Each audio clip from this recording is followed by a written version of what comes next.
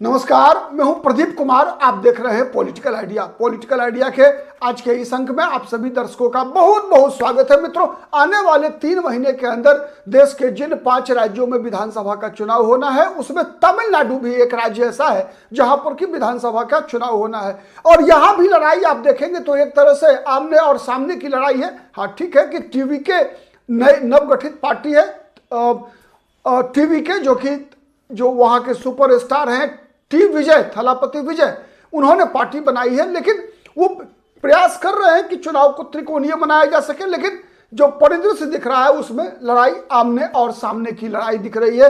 एक तरफ द्रविड़ मुनेत्र कड़गम है, दूसरा तरफ अन्ना द्रविड़ मुनेत्र कड़गम है। मतलब AI ऑल इंडिया अन्ना द्रविड़ मुनेत्र कड़गम, मतलब AIADMK, जिसकी स्थापना MG रामचंद्रन ने किया था। बाद में जयललिता मुख्यमंत्री हुई, फिर पनीरसेल्वम मुख्यमंत्री हुए, फिर कुछ दिनों के लिए बीच में MG रामचंद्रन के निधन के बाद उनकी पत्नी जानकी रामचंद्रन जयललिता से पहले मुख्यमंत्री बनी थी।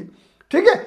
और अंतिम मुख्यमंत्री हैं जो अभी वर्तमान में है पलानीसामी, जो अंतिम मुख्यमंत्री रहे अन्ना द्रविड़ मुनेत्र कड़गम की ओर से। और उनका मुकाबला है द्रविड़ मुनेत्र कड़गम, जो कि वर्तमान में सत्तारूढ़ पार्टी है। MK स्टालिन इसके मुख्यमंत्री हैं। अब तक इस पार्टी से CK अन्नादुरई, करुणानिधि और उसके बाद करुणानिधि के पुत्र MK स्टालिन मुख्यमंत्री है वर्तमान में। और MK स्टालिन ने भी अपना राजनीतिक उत्तराधिकारी लगभग घोषित कर दिया है अपने पुत्र उदयनिधि स्टालिन को। तो आज हम बात करते हैं मित्रों इस वीडियो में कि वो कौन से कारण है जिस कारण से तमिलनाडु की राजनीति में जो राष्ट्रीय राजनीतिक दल है ये धीरे धीरे महत्वहीन होते गए। ये दोनों राष्ट्रीय राजनीतिक दल वर्तमान चुनाव में देखेंगे तो पिछलग्गू बने हुए हैं। कांग्रेस जहां द्रविड़ मुनेत्र कड़गम की पिछलग्गू है, वैसे कांग्रेस को एक ऑफर है टी विजय की तरफ से भी कि आइए 60 सीट और मंत्री पद भी देते हैं। लेकिन कांग्रेस अब तक ऐसा कोई संकेत नहीं दिख रहा कि कांग्रेस पार्टी कोई एक्सपेरिमेंट करने जा रही है तमिलनाडु में।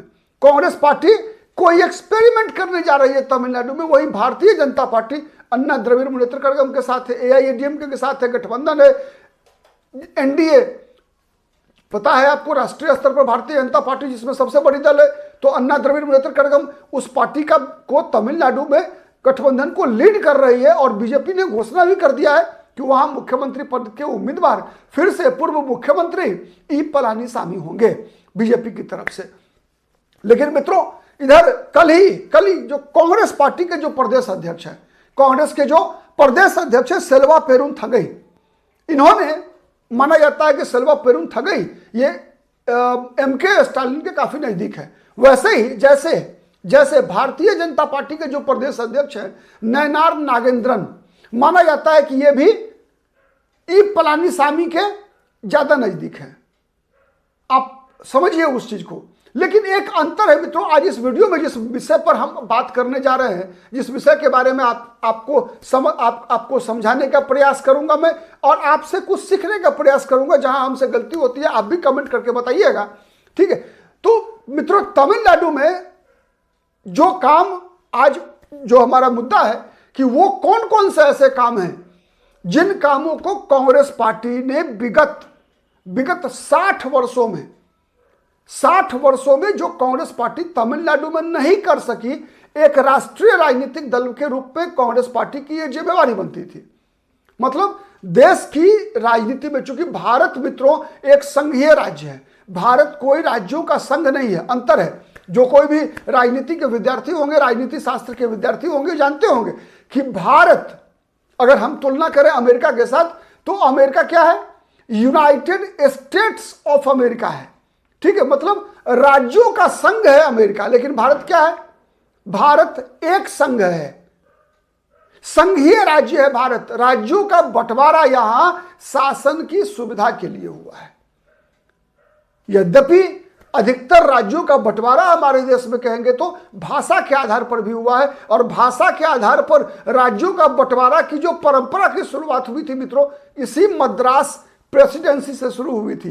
इसी मद्रास प्रेसिडेंसी से शुरू हुई थी, जिसकी बात आज हम तमिलनाडु राज्य की कर रहे हैं। तो वो मद्रास प्रेसिडेंसी के अंतर्गत ही तमिलनाडु आता था, जिसे पहले मद्रास प्रेसिडेंसी का जब बंटवारा हुआ तो यह राज्य कहलाया मद्रास राज्य। फिर बंटवारा हुआ जब, तो फिर मद्रास कन्वर्ट हुआ तमिलनाडु में और अन्य राज्य बने।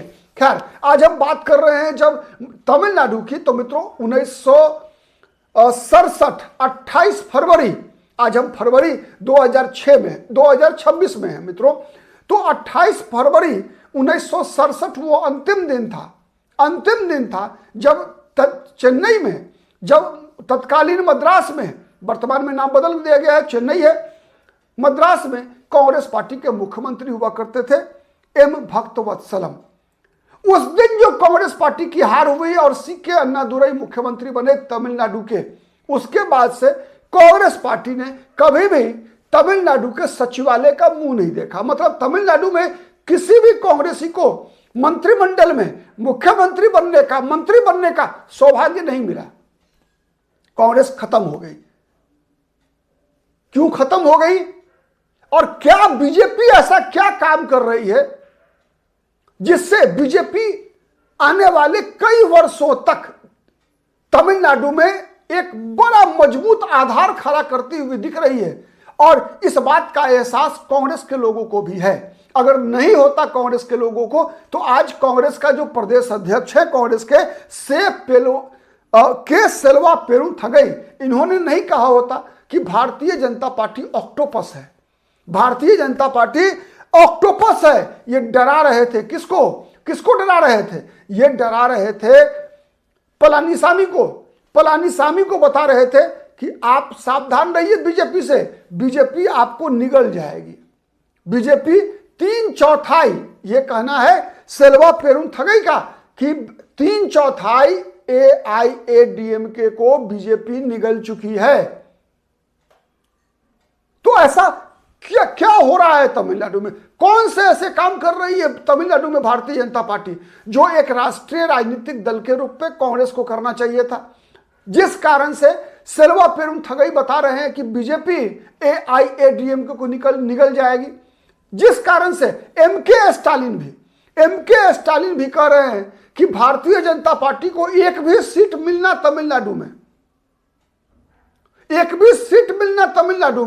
तमिलनाडु के लिए खतरनाक है। ये बात बोल रहे हैं MK स्टालिन। तो खतरनाक का मतलब यही होता है कि मित्रों सीधा है कि तमिलनाडु में भारतीय जनता पार्टी मजबूत होगी अगर, तो कोई दूसरा पार्टी तो कमजोर जरूर होगा, स्वाभाविक है ना। ठीक है, तो तमिलनाडु में जो बीजेपी कमजोर हुई, कांग्रेस कमजोर हुई, उसके कारण क्या है? मतलब राष्ट्रीय राजनीतिक दल कमजोर हुई, उसका कारण क्या है? तो सबसे बड़ा कारण आप याद कीजिए कि तब तक कांग्रेस पार्टी की स्थिति अच्छी थी तमिलनाडु में, जब तक कांग्रेस पार्टी के पास ऐसे चेहरे होते थे जिसकी पकड़ दिल्ली में भी हो और तमिलनाडु में भी हो। मतलब तमिलनाडु का बड़ा चेहरा राजनीति में जब तक था तमिलनाडु से कांग्रेस पार्टी में, चूंकि कांग्रेस पार्टी उस समय में पैन इंडिया पॉलिटिकल पार्टी मानी जाती थी, आजादी के संघर्ष से निकल कर आई थी। आजादी मिले देश को 1967 में बात करें तो मात्र 20 वर्ष हुए थे। तो सी राजगोपालाचारी, के कामराज, ठीक है, ऐसे नेता तमिलनाडु में हुआ करते थे जिनकी पकड़ तमिलनाडु की राजनीति पर तो थी, साथ साथ दिल्ली की राजनीति पर भी थी। कांग्रेस में कामराज इतने बड़े नेता हुआ करते थे मित्रों, जो कामराज प्लान, मतलब कामराज के कारण ही लाल बहादुर शास्त्री देश के प्रधानमंत्री बने। मतलब किंग मेकर थे कामराज किंग मेकर थे लाल बहादुर शास्त्री के लिए, कामराज किंग मेकर थे श्रीमती इंदिरा गांधी के लिए। इतने मजबूत नेता थे। मतलब एक ऐसा चेहरा कांग्रेस के पास था, लेकिन कामराज के बाद वो चेहरा कांग्रेस के पास नहीं रहा। मतलब कांग्रेस उसके बाद से इंदिरा गांधी, राजीव गांधी, सोनिया गांधी, राहुल गांधी के नाम पर कांग्रेस पार्टी लगातार चुनाव जीतने का प्रयास कर रही है तमिलनाडु में, जो संभव नहीं है। तमिलनाडु में एक क्षेत्रीय राजनीति, तमिलनाडु में एक बात याद रखिए मित्रों कि सैकड़ों वर्षों के राजनीतिक प्रक्रिया जो 1947 से पहले चल रही थी तमिलनाडु में, उसमें तमिल लोगों के दिमाग में ये कूट कर भर दिया गया अंग्रेज और अंग्रेज से पहले के विदेशी आक्रांताओं के द्वारा कि द्रविड़ कल्चर और आर्य कल्चर दोनों अलग अलग है। मतलब द्रविड़ कल्चर और आर्य कल्चर दोनों अलग अलग है। उत्तर भारतीय लोग आर्य हैं, दक्षिण भारतीय लोग द्रविड़ हैं, और इन दोनों का मिलन नहीं हो सकता। एक काले हैं, एक गोरे हैं, एक मतलब एक इस प्रकार की बातें दिमाग के अंदर डाल दी गई जिसे हम कहते हैं ना कि अलगाववादी भावना। ठीक है, यह बात समझा दिया गया तमिलनाडु के लोगों को कि हिंदी से डरो, हिंदी खतरा है। हिंदी अगर मजबूत हो गई तमिलनाडु में तो तमिल खत्म हो जाएगी। मतलब दिल्ली में सत्ता अगर मजबूत रहेगी, दिल्ली में बैठे हुए लोगों का प्रतिनिधि तमिलनाडु की गद्दी पर नहीं बैठना चाहिए। तो ये अलगाववादी सोच वाले लोग जो आजादी से पहले, चूंकि आजादी से पहले अंग्रेज हो या और जो कोई विदेशी आक्रांता हो, भारत पर तभी तक शासन कर सकते थे जब भारत बटा हुआ नहीं रहेगा। Divide and rule. किसी भी बाहरी सत्ता के लिए यह आवश्यक होता है कि जनता के बीच डिवीजन करा के रखे, जिससे कि जनता उसके खिलाफ गोलबंद नहीं हो सके। अंग्रेजों का प्रयास था, और इस झांसे में भारत के हर क्षेत्र के लोग आए, तमिलनाडु के भी लोग आए। तो तमिलनाडु के लोगों को ये एक मुद्दा मिला कि हिंदी उनके ऊपर थोपी जा रही है। दिल्ली अपने निर्णय तमिलनाडु पर थोपती है। ठीक है, चाहे वो भाषा के मामले में हो, चाहे वो जाति के मामला में भी। जाति के मामले में भी मित्रों, तमिलनाडु वो इलाका था जहां पर कि तमिलनाडु में रामास्वामी पेरियार दलितों पिछड़ों की के संरक्षण की बात करने वाले नेता जन्म लिए वहां रामास्वामी पेरियार। बगल के केरल में नारायण गुरु। तो ऐसे कई महापुरुषों का जन्म हुआ उन राज्यों में जहां पर कि लगातार उन लोगों को भी, जिसे आप कहते हैं ना कि समाज में परिवर्तन दो प्रकार से होता है, एक रचनात्मक आंदोलन से, दूसरा होता है प्रतिक्रियावादी आंदोलनों से। ठीक है, तो एक राष्ट्रीय राजनीति, एक समन्वयवादी राजनीति, ठीक है, एक समरसतावादी राजनीति के खिलाफ प्रतिक्रियावादी राजनीति का जन्म करवाया गया अंग्रेजों के द्वारा। और वो राजनीति, चूंकि आजादी के बाद तमिलनाडु की राजनीति में एक चीज हुआ कि दिल्ली और तमिलनाडु के बीच जो दूरी बनी, चाहे वो दूरी बनी हिंदी के मामले में, दूरी बनी नेतृत्व के मामले में, इन मामलों में कांग्रेस पार्टी को एक राष्ट्रीय राजनीतिक दल के रूप में ये चुनाव में हार जीत अलग विषय था मित्रों। लेकिन एक बात तमिलनाडु के लोगों को समझाने की आवश्यकता थी कि हिंदी तमिल की दुश्मन नहीं है, हिंदी तमिल पर थोपी नहीं जा सकती। तमिलनाडु के लोगों को हिंदी से डरने की जरूरत नहीं है। और ये भरोसा दिलाना, चूंकि राष्ट्रीय राजनीति में एकमात्र राजनीतिक दल थी उन दिनों कांग्रेस पार्टी, केंद्र की सत्ता में थी, इसीलिए यह जिम्मेवारी कांग्रेस पार्टी की थी कि वो तमिलनाडु के लोगों को यह भरोसा दिलाए कि हिंदी से तमिलनाडु के लोगों को कोई खतरा नहीं है, कोई डर नहीं है। हिंदी वैसे ही एक भाषा है जैसे मलयालम है, जैसे कन्नड़ है, जैसे बांग्ला है, जैसे अरबी है, मतलब अरबी सॉरी विदेशी भाषा होगी, जैसे असमी है। तो इस प्रकार से तमिलनाडु के लोगों को हिंदी से कहीं से भी डरने की आवश्यकता नहीं है। वही विषय आर्य और द्रविड़ के मुद्दे पर, आर्य और द्रविड़ के मुद्दे पर भी केंद्र की सत्ता को कांग्रेस पार्टी जो केंद्र में सत्ता में थी यह समझने और समझाने की आवश्यकता थी। और उसको समझाने के लिए तमिलनाडु में कांग्रेस पार्टी को सक्षम नेतृत्व विकसित करने की आवश्यकता थी, क्योंकि हर काम पंडित जवाहरलाल नेहरू, इंदिरा गांधी और राजीव गांधी के भरोसे नहीं हो सकता था। तमिलनाडु में स्थानीय नेतृत्व की आवश्यकता थी। आज भारतीय जनता पार्टी जब तमिलनाडु में अपने बलबूते पर पिछला 2024 का लोकसभा चुनाव लड़ी तो बीजेपी को लगभग 12% जो वोट मिला है वो किसके बल पे मिला है? अमित शाह, नरेंद्र मोदी की भूमिका रही, लेकिन उससे बड़ी भूमिका रही अन्नामलाई की। आप सहमत हैं या नहीं है? इससे बड़ी भूमिका रही तमिलसाई सौंदरराजन की, उससे बड़ी भूमिका रही वानथी श्रीनिवासन की। क्यों रही? तो जब तक केंद्रीय नेतृत्व और राज्य का नेतृत्व एक साथ मिलकर समन्वय के साथ राजनीति नहीं करेगा, राज्य के अंदर के लोगों को नीतियों पर, नियत पर और नेतृत्व पर भरोसा नहीं जगाएगा, तब तक राष्ट्रीय राजनीतिक दल किसी राज्य में कैसे वहां के लोगों को राष्ट्रीय एकात्मता से जोड़ पाएंगे? नहीं जोड़ पाए। कांग्रेस के लोग नहीं जोड़ पाए। परिणाम क्या हुआ कि तमिलनाडु में अभिनेताओं को मान लिया गया कि ये नेता है। मतलब रियल लाइफ लीडर्स उसे तमिलनाडु की जनता ने चुना जो रियल लाइफ लीडर्स थे, चाहे वो एमजी रामचंद्र। ऑल्दो यद्यपि ये बात अलग है कि ऐसे लोग काफी सफल हुए हैं तमिलनाडु की राजनीति में। तमिलनाडु की राजनीति में एमजी रामचंद्रन रहे हो, चाहे तमिलनाडु की राजनीति में जयललिता रही हो, चाहे वो आंध्र प्रदेश की राजनीति में एनटी रामाराव रहे हो, इन लोगों की बड़ी भूमिका रही है। इस बात से इनकार नहीं किया जा सकता कि ये लोग करिश्माई छवि के जितने बड़े अभिनेता रहे उतने ही सफल राजनेता भी हैं। इस बात में कहीं कोई दो मत नहीं है। लेकिन एक जो गैप जो बना तमिलनाडु और दिल्ली की सत्ता के बीच, उस गैप का लाभ मिला द्रविड़ पार्टियों को, डीएमके को, एआईएडीएमके को मिला। क्योंकि कांग्रेस ये बात समझा पाने में असफल रही तमिलनाडु के लोगों को कि हिंदी आप पर थोपी नहीं जा रही है, हिंदी तमिल की दुश्मन नहीं है, दिल्ली आपका है, दिल्ली और चेन्नई अलग अलग नहीं है। ये बातें समझाने में कांग्रेस नाकाम रही। नाकाम क्यों रही? इसलिए कि कांग्रेस पार्टी के पास तमिलनाडु से कोई बड़ा चेहरा कभी भी राजनीति में उभर कर नहीं आ पाया कामराज के बाद।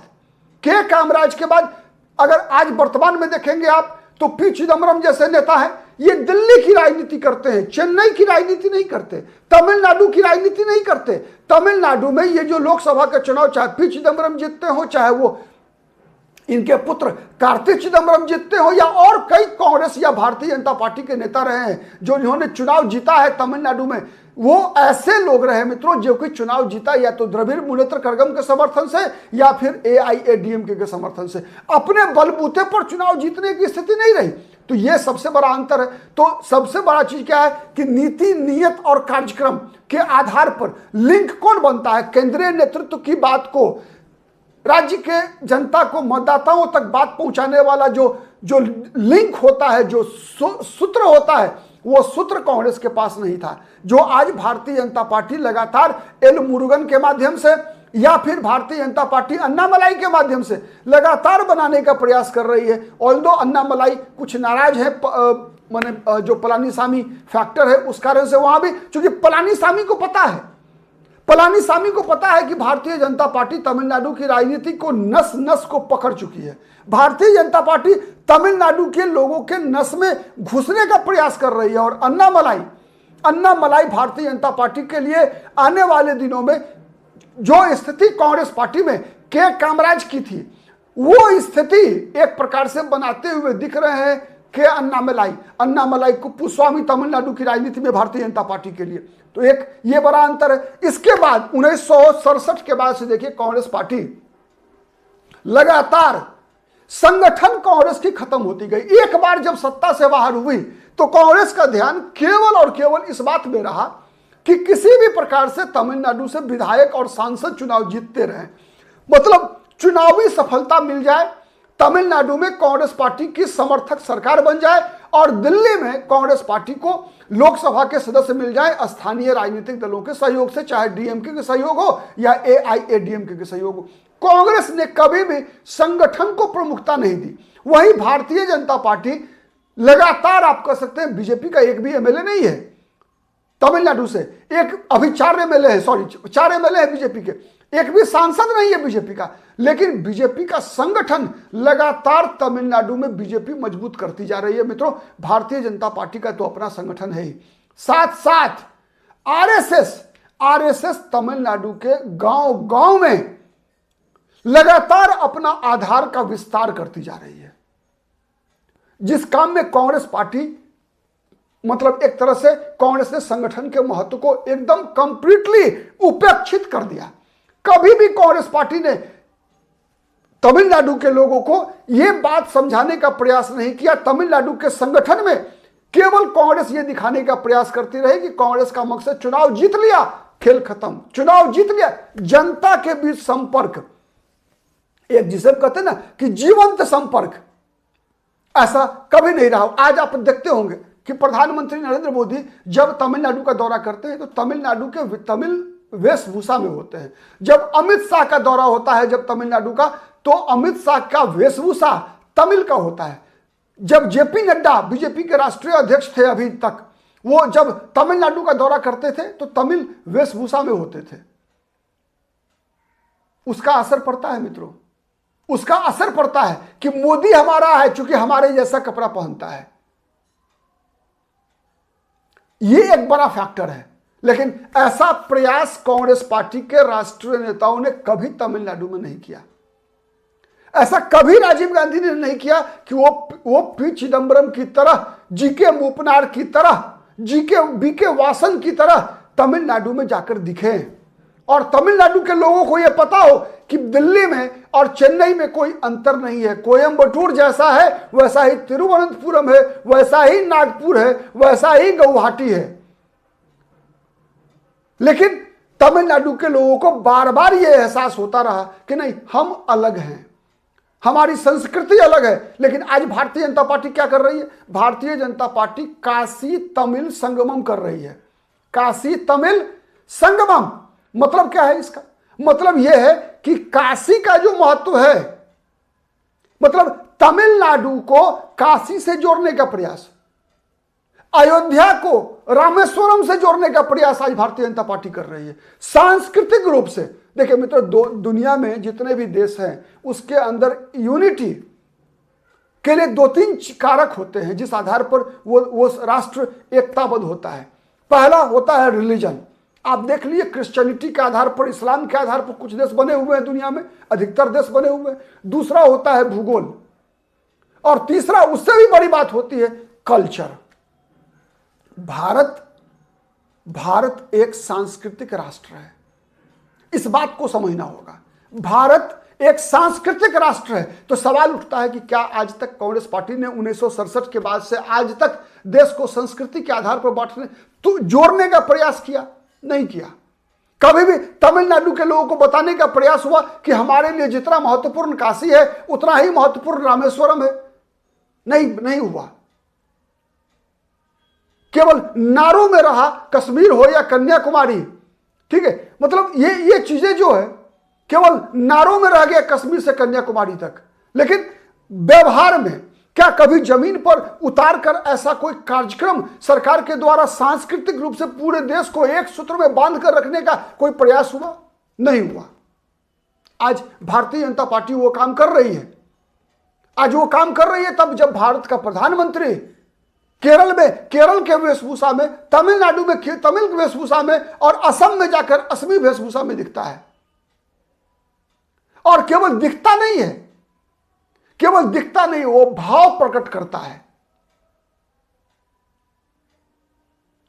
आज आपको याद होगा, आज तक क्या किसी स्थानीय नेता में सत्य बोलने का, सत्य बताने का साहस हो पाया जो सत्य अन्नामलाई कुपुस्वामी ने बताया विगत दिनों? आपको याद होगा पिछले वर्ष लोकसभा चुनाव से पहले जब बीजेपी और एआईएडीएमके का गठबंधन टूटा था, किन कारणों से टूटा था? इसलिए कि वहां पर तमिलनाडु में राजनीति में जो भ्रष्टाचार है, उस भ्रष्टाचार के लिए और जो कुछ सांस्कृतिक रूप से अफवाह जो तमिलनाडु के अंदर है, आर्य द्रविड़, हिंदी विरोध, इन सब चीजों पर, इस पर बड़ा बेबाकी से अन्नामलाई बोला करते हैं। और अन्नामलाई से इसलिए भी नाराज थे, एक तो कारण है पलानीसामी की नाराजगी का कि एक ही जाति से है, एक ही क्षेत्र से है। पलानीसामी असुरक्षित महसूस करते हैं। उनको लगता है कि पलानीसामी का जो वोट बैंक है, जो आधार है, उस आधार पर अन्नामलाई ने कब्जा कर लिया है।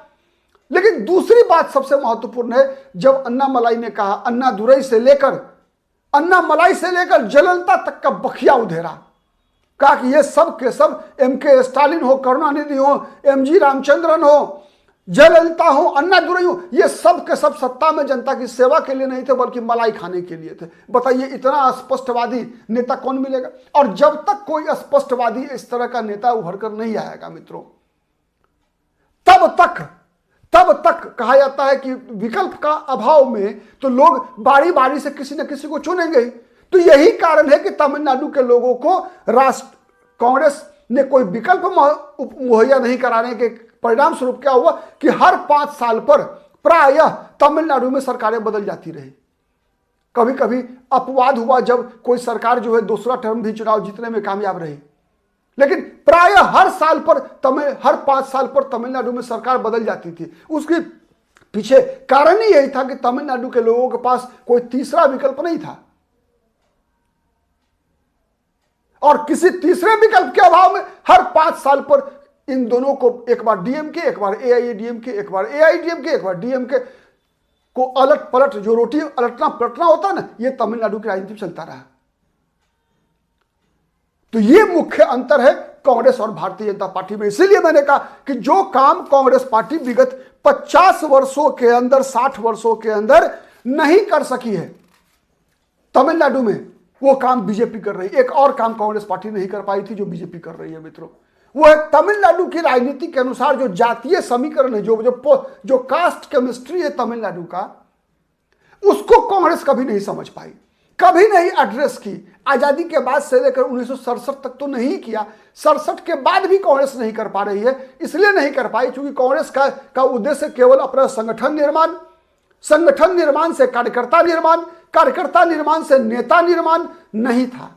केवल सीट निकालने के चक्कर में कांग्रेस लगी रही। इस कारण से कांग्रेस पार्टी वहां की स्थानीय राजनीति में जो कास्ट केमिस्ट्री है उसको नहीं समझ पाई, या फिर समझने का प्रयास नहीं किया। इसलिए नहीं किया क्योंकि कांग्रेस तो निर्भर थी आइदर एआईएडीएमके पर या फिर डीएमके पर। उसकी निर्भरता ने कांग्रेस को समाप्त किया है। तो क्या था वो कास्ट कॉम्बिनेशन कि तमिलनाडु वो पहला राज्य है मित्रों, तमिलनाडु वो पहला राज्य है जहां पर कि देश में दलितों और पिछड़ों में राजनीतिक हिस्सेदारी की आवाज उठी थी। लेकिन कांग्रेस क्या करती रही? कांग्रेस हर वक्त, कांग्रेस की यह छवि बनी रही कि कांग्रेस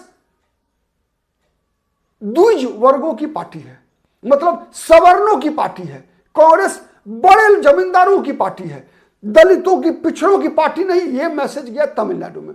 और द्रविड़ राजनीति पर सीके अन्नादुरई, एम करुणानिधि वगैरह के माध्यम से जो है, एमजी रामचंद्रन के माध्यम से दलितों का समर्थन, पिछड़ों का समर्थन इन क्षेत्रीय पार्टियों को मिला। लेकिन कांग्रेस ने उस समर्थन को अपने तरफ खींचने का कभी प्रयास नहीं किया। मंडल आयोग देश में लागू हुआ मित्रों, आपको याद होगा मंडल आयोग का विरोध करने में सबसे बड़ी ताकत जो देश के अंदर थी वो थी कांग्रेस पार्टी। राजीव गांधी सड़क पर आकर कांग्रेस पार्टी मंडल आयोग का विरोध कर रही थी, पिछड़ों को आरक्षण देने का। लेकिन भारतीय जनता पार्टी का आज जो नेतृत्व है तमिलनाडु में, आप गौर करके देखेंगे तो जिन चेहरों को बीजेपी बढ़ा रही है लगातार तमिलनाडु में, जिन चेहरों के बल पे बीजेपी पहुंचने का प्रयास कर रही है मतदाताओं तक, उन चेहरों को आप देखिए। भारतीय जनता पार्टी एक अम्ब्रेला, आप कह सकते हैं, एक अम्ब्रेला बना रही है वहां पर सामाजिक समीकरण का। हर समूह, जाति समूह को एक साथ जोड़ने का प्रयास कर रही है भारतीय जनता पार्टी। तो ये कारण है जो दिख रहा है कि आने वाले दिनों में भारतीय जनता पार्टी कहीं ना कहीं कांग्रेस से आगे निकलती हुई दिख रही है। और यही संकेत के सेल्वा पेरुंथगई ने भी दिया जब कहा कि बीजेपी ऑक्टोपस है। रादर मेरा तो मानना है कि कांग्रेस पार्टी को बीजेपी से सीखना चाहिए। कांग्रेस को भी, ये ठीक है कि वो डरा रहे हैं, बात अलग है, लेकिन कांग्रेस को बीजेपी से सीखने की आवश्यकता है मित्रों। आप कितने सहमत हैं हमारी बातों से, कमेंट करके बताइएगा। आज के लिए इतना ही, बहुत बहुत धन्यवाद।